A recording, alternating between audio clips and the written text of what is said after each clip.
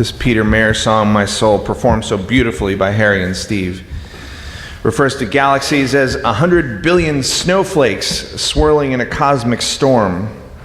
Our own galaxy, the Milky Way, many of you know, has 100 billion stars like our own sun.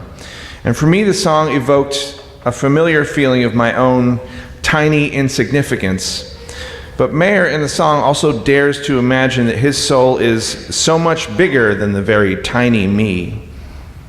He dares to imagine that his soul, my soul, your soul, was there at the moment when the universe began.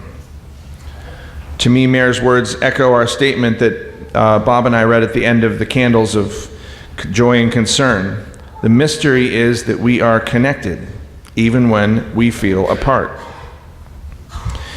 Earlier, I read the children's book, The Stuff of Stars by Marion Dane Bauer, and the story talked about breathing the same air once breathed by woolly mammoths. According to science writer Sam Keane, every breath we are taking today during this service, every breath, has shared molecules with every living person. Keane says that at standard room temperature and pressure, you're breathing in roughly 25 sextillion molecules every time you take a breath. That's 25 with 21 zeros behind it. So with 7.5 billion people alive today, 7 with a mere 12 zeros, it's quite likely that we've shared breath molecules with lungs of historical figures we have admired.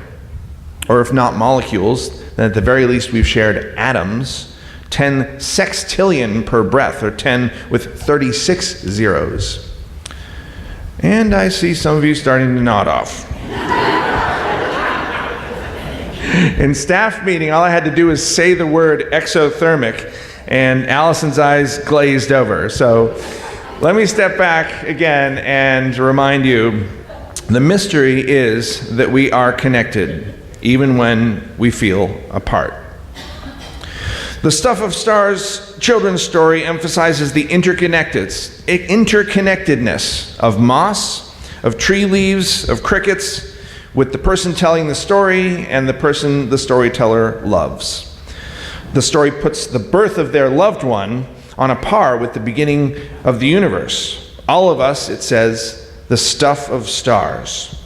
But how specifically does that star stuff get inside us? What is the science behind the children's book? Those of you who want to fall asleep, now's the time. But those of you who are interested in this sort of thing, this is what this sermon is going to be about. And for me, when I think of star stuff and billions of stars, I think of Carl Sagan. Bob picked a wonderful Sagan quote today, thank you, and there he is, my old neighbor. I was hoping Bob would do a Sagan imitation, sort of like, when we recognize our place in an immensity of light years and in the passage of ages, then that soaring feeling, that sense of elation and humility combined, is surely spiritual. No. Oh.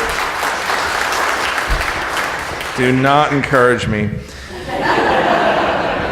But I was a boy in Ithaca, New York, and I did grow up near Sagan's house, and I did used to walk by his house. But my own fascination with the universe probably started in junior high school. We had a class trip to Washington, D.C. We went to the Smithsonian Air and Space Museum. It was 1979. There's huge, been to the Air and Space Museum? Yeah. So there's these huge spaceships and rockets, and in between those, I found a tiny little booth where there was a very small screen with a VHS tape playing of this movie called The Powers of 10. And with Anne's help, I'm going to actually play the entire movie on the screen behind us with no sound. It's a movie that begins by focusing in on this picnic that they're doing in Chicago. And the trick of the movie is that every 10 seconds, the camera draws back 10 times further. So it starts with a square 1 meter wide where they're doing the picnic. And in 10 seconds, it draws out to 10 meters, or a little bit more of the park. 10 seconds later, the the whole park, and you begin to see a little bit of Lake Michigan shore and Chicago. Then 100 meters, then a kilometer, and back in 1979, 13-year-old me, my brain was racing because the scene drew back to reveal Chicago, Indiana, the Midwest, then the entire Earth and our solar system, finally our galaxy and the edges of the known universe. Every 10 seconds getting 10 times further away. I returned home from the class trip determined to know more about the universe, but there was no internet. I couldn't check the video out at Blockbuster, so I had to wait years for my next class trip to Washington, D.C. Made a beeline for the Air and Space Museum, found the same little booth, and saw the same video.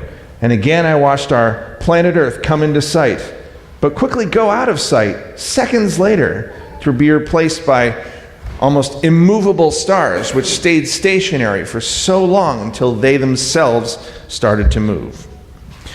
Returning home from that trip, I found an astronomy textbook, read it cover to cover.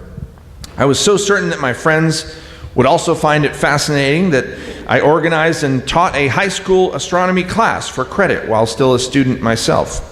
I shared with them what I had learned about the size of our solar system, our galaxy, and the known universe. Some of my friends were fascinated, like some of you were fascinated. Some of them fell asleep, like some of you are falling asleep.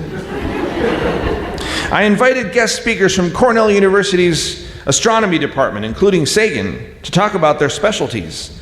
They taught us about black holes, quasars, the nature of time, the physics of nuclear fusion in the center of the stars, like our own sun, the center of the screen there.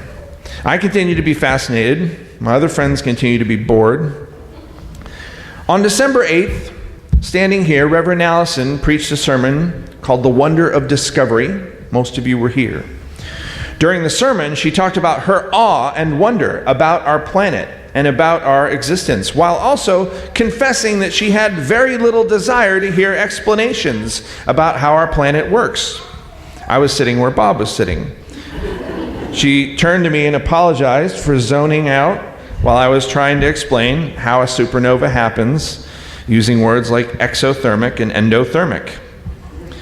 Allison talked about finding awe in that place of not knowing, while at the same time validating those of us who find awe and wonder in science, in knowing, in the details of how our world and our universe works.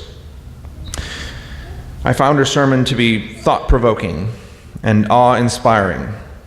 To me, though, the elephant in the room, the unanswered question remains: what is an endothermic and an exothermic reaction?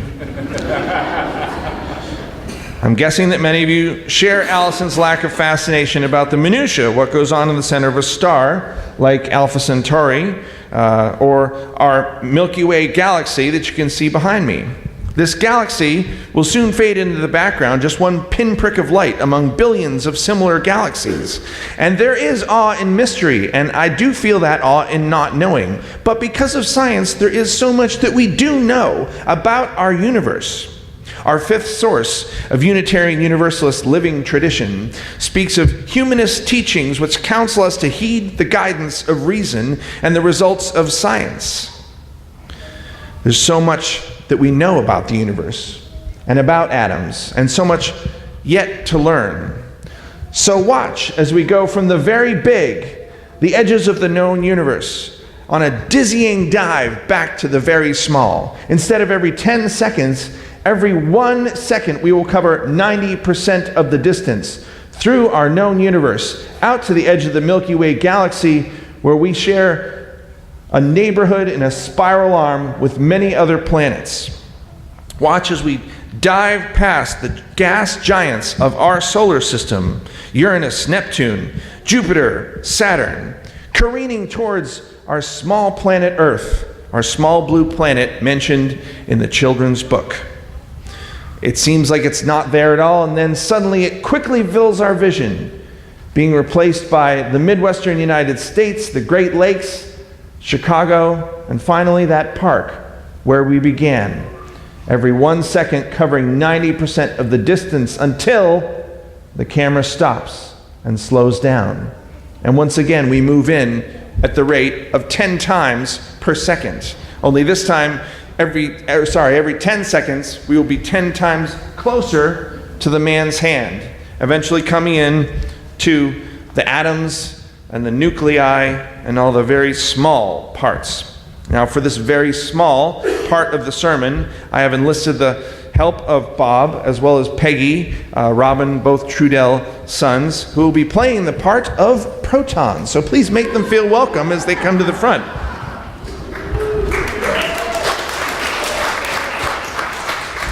Now, the hydrogen atom is the smallest atom on the periodic table, its nucleus consisting of only one proton. Yes, they're very nice. The center of a star is composed mostly of these hydrogen atoms. They're in a gas form, so they're floating. They're floating in a gas form. Because there's so much hydrogen, the pull of gravity is incredibly intense, and the center of the star becomes incredibly hot, so they float around faster and faster, and they bump into each other because it's hot. They're bumping into each other, they bump each other, until two of them fuse to form helium. Now, this is an exothermic reaction, so it produces energy. Boom.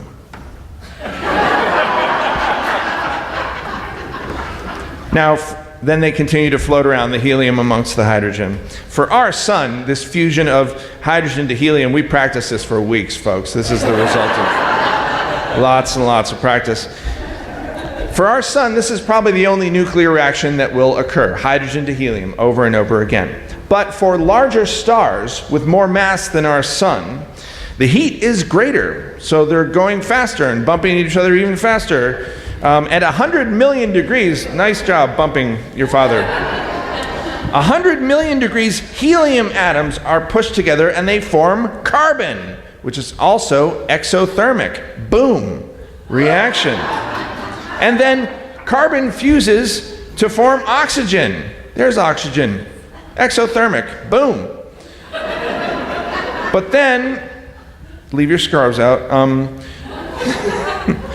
In the largest stars of all, the atoms can fuse together, forming larger and larger atoms with larger nuclei until you get to the element of iron. Now, when iron fuses with the helium atom to form nickel, it is no longer an exothermic reaction. It is an endothermic reaction.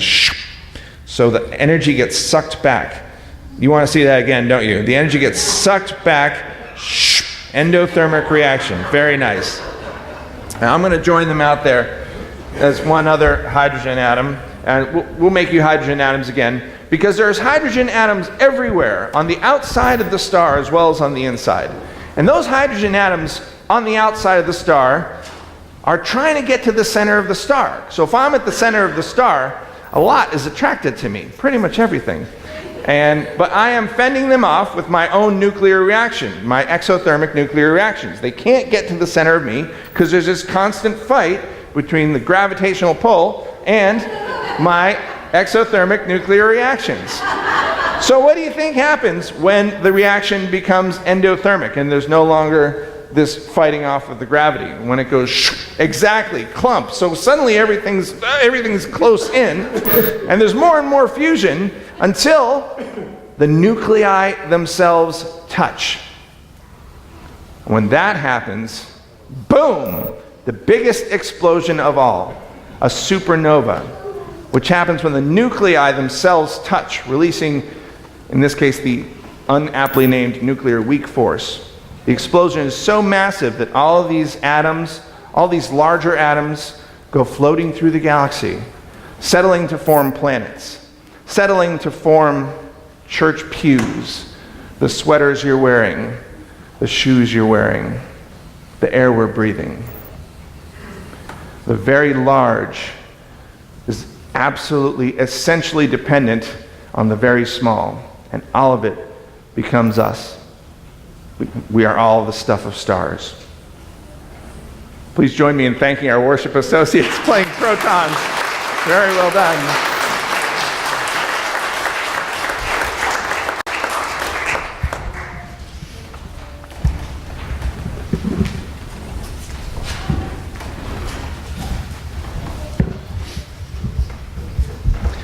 Albert Einstein said, "There are only two ways to live your life.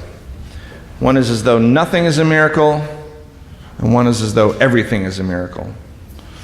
The very big, stars and galaxies, cannot exist without the very small, protons and nuclei, and all of it is connected to you and me. All of it connects us all. So maybe this proton passion play worked for you, spoke to you. Maybe, like Carl Sagan and myself, you are awed by the science of our interconnectedness. Maybe you're like Allison, and not knowing brings you into a state of awe. Maybe you're like John Mayer, and you feel your soul stretching through space and through time. Whatever the case, surely we can agree that the mystery is that we are connected, even when we feel apart. Amen, and blessed be.